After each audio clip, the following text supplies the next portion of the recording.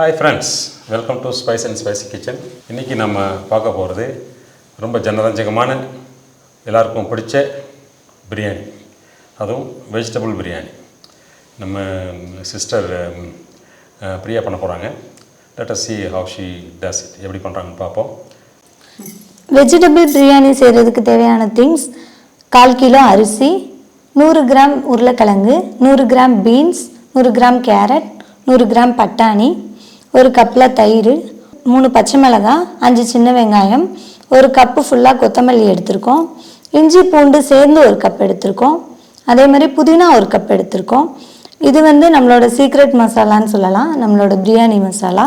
2 பெரிய வெங்காயம் கட் பண்ணி எடுத்திருக்கோம். 2 தக்காளி கட் பண்ணி எடுத்திருக்கோம். 3 டீஸ்பூன் எண்ணெய், தாளிக்கிறதுக்கு பிரியாணி ஸ்பைசஸ், அதுக்கப்புறம் பெருஞ்சீரகம் 1 ஸ்பூன், வத்தத்தூள் 1 ஸ்பூன், மல்லித்தூள் 1/2 ஸ்பூன், மஞ்சத்தூள் 1/2 ஸ்பூன், சீரகத்தூள் 1 ஸ்பூன், நெய் தேவையான அளவு. இவ்வளோதாங்க பிரியாணி செய்கிறதுக்கு தேவையான திங்ஸ். சரி, பிரியா சொல்லிட்டாங்க என்னென்ன ஐட்டம் தேவைன்னு சொல்லிட்டாங்க. அரிசி 1/4 கிலோ அரிசி நல்லா ஊற வச்சு ரெடியாக வச்சுருக்கு. மற்ற காய்கறிகள்லாம் கட் பண்ணி வச்சுருக்காங்க. அவங்க அரைக்கிறதுக்காக சில ஐட்டங்கள் செப்பரேட் பண்ணி வச்சுருக்காங்க. அதாவது புதினா, இஞ்சி, பூண்டு, கொத்தமல்லி, அந்த சின்ன வெங்காயம், கொஞ்சம் பச்சை மிளகாய், இதெல்லாம் அவங்க அரைக்கிறதுக்காக செப்பரேட் பண்ணி வச்சுருக்காங்க. ஸோ லெட் அஸ் see எப்படி ஆரம்பிக்கலாம் செய்யலாம்னு பார்ப்போம். இப்போ பிரியாணி பண்ணுறதுக்கு நம்ம குக்கரை சூடுபடுத்திட்டோம். இதில் 3 டேபிள் ஸ்பூன் எண்ணெய் ஆட் பண்ணிக்கலாம். எண்ணெய் கூடவே 1 டேபிள் ஸ்பூன் அளவுக்கு நம்ம நெய் ஆட் பண்ணிக்கலாம். நெய் கண்டிப்பாக சேர்க்கணும், சேர்த்தா தான் அதோட டேஸ்ட் நல்லா ரிச்சாக இருக்கும். இப்போ ஆயில் நல்லா ஹீட் ஆகட்டும். இப்போ ஆயில் நல்லாவே ஹீட் ஆயிடுச்சு. நம்ம பிரியாணி ஸ்பைசஸ் சேர்த்துடலாம். இது கூடவே 1 டீஸ்பூன் அளவுக்கு பெருஞ்சீரகத்தையும் தாளிச்சிடலாம். அடுத்து நம்ம கட் பண்ணி வச்சிருக்கிற ஆனியனை இதில் நம்ம சேர்த்துடலாம்.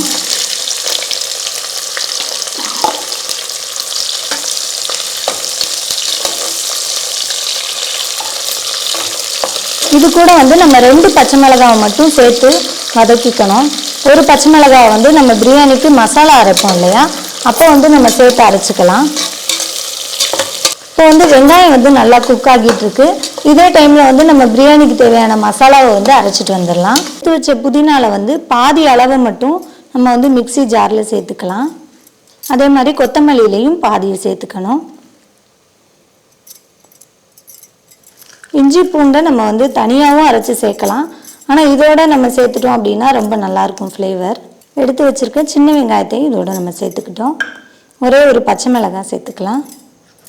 இதில் கொஞ்சம் பெருஞ்சீரகம், அவ்வளோதாங்க. இதை மட்டும் நம்ம ஃபைன் பேஸ்ட்டாக அரைச்சி எடுத்துக்கலாம். இப்போ வெங்காயம் நல்லாவே குக் ஆயிடுச்சு. இப்போ நம்ம அரைச்சி வச்சிருக்கிற மசாலாவை நம்ம இது கூட சேர்த்துடலாம்.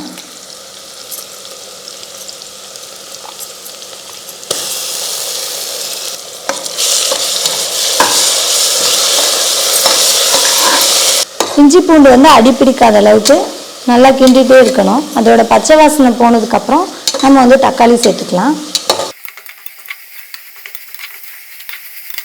இப்போ இஞ்சி பூண்டோட பச்சை வாசனை எல்லாமே முழுமையாக போயிடுச்சு. இந்த டைமில் நம்ம தக்காளியை சேர்த்துக்கலாம்.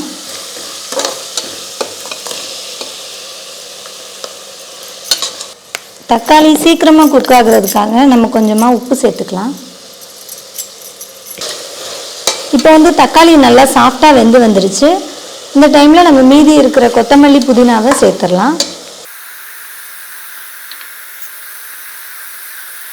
நெக்ஸ்ட்டு நம்ம அடுப்பு சிம்மில் வச்சுட்டு மசாலா பவுடர்ஸ் எல்லாமே ஆட் பண்ணிடலாம்.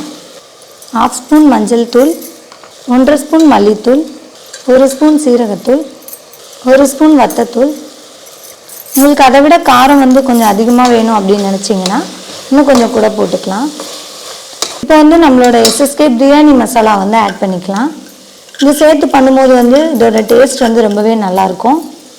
SSK பிரியாணி மசாலாவோட ரெசிபி நம்மளோட டெஸ்கிரிப்ஷன் பாக்ஸில் இருக்குது. வேணுன்றவங்க செக் பண்ணி பார்த்துட்டு கண்டிப்பாக அதை சேர்த்து பண்ணுங்கள், டேஸ்ட் ரொம்பவே நல்லா வரும். நெக்ஸ்ட்டு நம்ம கட் பண்ணி வச்சுருக்கிற வெஜிடபிள்ஸ் எல்லாமே ஒன்று ஒன்றா சேர்த்து நம்ம நல்லா கிளறி விடணும்.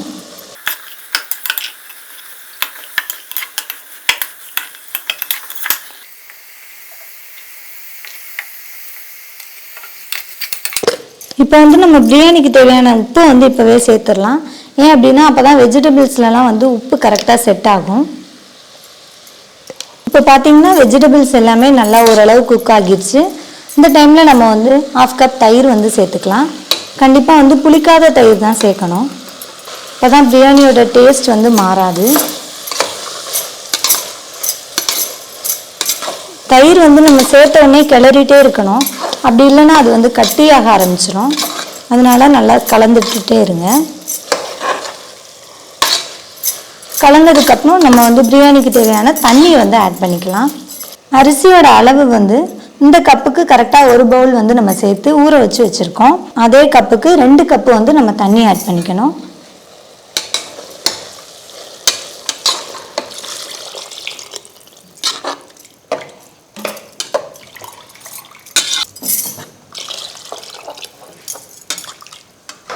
தண்ணி நல்லா கொதிச்சு வந்துடுச்சு. இந்த டைமில் நம்ம வந்து அரிசி சேர்த்துக்கணும்.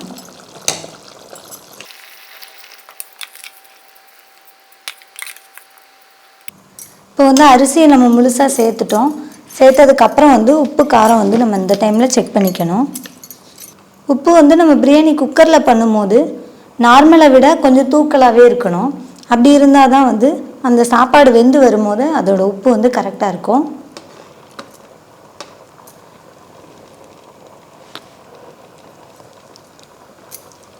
இப்போ வந்து உப்பு நல்லா நார்மலை விட தூக்கலாகவே இருக்குது. அந்தளவு போட்டோன்னா தான் நமக்கு வந்து வெந்து வரும்போது ரொம்ப சரியாக இருக்கும் உப்பு.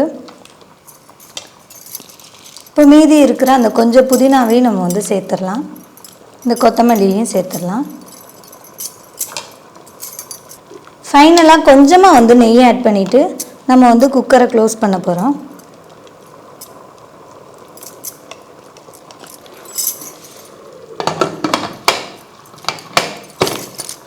இப்போ வந்து ஸ்டீம் வெளியில் வர ஆரம்பிச்சிருச்சு. அதுக்கப்புறம் நம்ம வந்து இந்த கேஸ் கட்டை சேர்த்துக்கலாம். அரிசி வந்து நம்ம 1/2 hour கிட்ட ஊற வச்சு தான் எடுத்திருக்கோம். அதனால் 2 விசில் வந்தாலே இந்த பிரியாணிக்கு வந்து கரெக்டான அளவாக இருக்கும். பிரியாணி ரெடியாக இருக்கும்னு நினைக்கிறேன். ஸ்டீம் சப்சிடி ஆகிடுச்சு. அது வந்து சவுண்டு வரல. திறந்து பார்ப்போம் எப்படி இருக்குன்னு.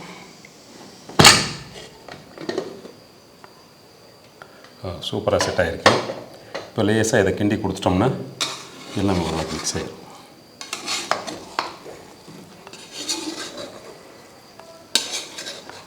அடிப்பிடிக்கல. இது வந்து சாதாரண அரிசி தான். அது வந்து ஸ்பெஷல் பிரியாணி அரிசியோ அல்லது பாசுமதி அரிசி இதெல்லாம் இல்லை, சாதாரண அரிசி தான். ஸோ நல்லபடியாக வந்து நீட்டாக வந்திருக்கு. கங்க்ராச்சுலேஷன்ஸ் பிரியா, சூப்பராக பண்ணியிருக்கீங்க. Thank you so much sir. So இதில் கொஞ்சம் கொத்தமல்லி வேணால் ஆட் பண்ணலாம். அதுக்கு பண்ணலாம். It's good. நான் கூட கொஞ்சம் டவுட்ஃபுல்லாக இருந்தேன். ஏன்னா இது உருளைக்கிழங்குலாம் ரொம்ப சின்னதாக கட் பண்ணியிருக்காங்க, அது வந்து ரொம்ப குழஞ்சி போயிடும் அப்படின்னு நினச்சேன். பட் அப்படிலாம் ஆகாமல் you can see the pieces. உருளைக்கிழங்கு பீஸெலாம் பார்க்க முடியுது. குட். ஓகே, பிரியா செஞ்ச பிரியாணி ரெடி. வெஜிடபிள் பிரியாணி எப்படி இருக்குன்னு டேஸ்ட் பண்ணி பார்த்துருவோம்.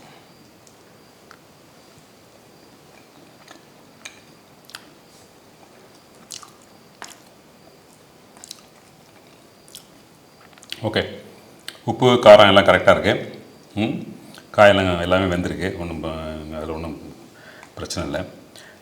அரிசி மட்டும் கொஞ்சம் எனக்கு கொஞ்சம் குழஞ்ச மாதிரி தெரியுது.